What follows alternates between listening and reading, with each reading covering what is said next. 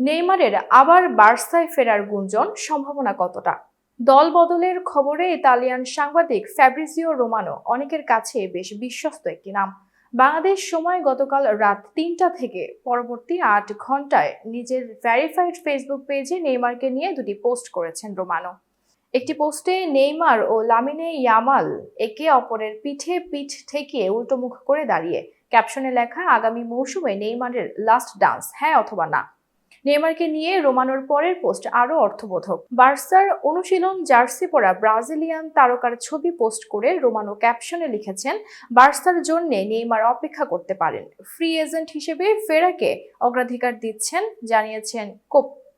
Saudi pro লিগের club Al লিলালের সঙ্গে চুক্তি বাতিল করে নেইমার কিছুদিন আগেই ফিরেছেন তার শৈশবের ক্লাব সান্তোসে। আপাতত ৬ মাসের চুক্তি, পরে মেয়াদ আরও ১ বছর বাড়ানোর সুযোগও রাখা হয়েছে।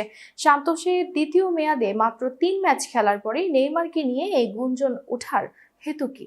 এতক্ষণ বার্তা বৈঠকের সাথে থাকার জন্য ধন্যবাদ। নতুন নতুন তথ্য ও সংবাদ পেতে বার্তা বৈঠকের ইউটিউব চ্যানেল ও ফেসবুক পেজের সাথেই থাকুন।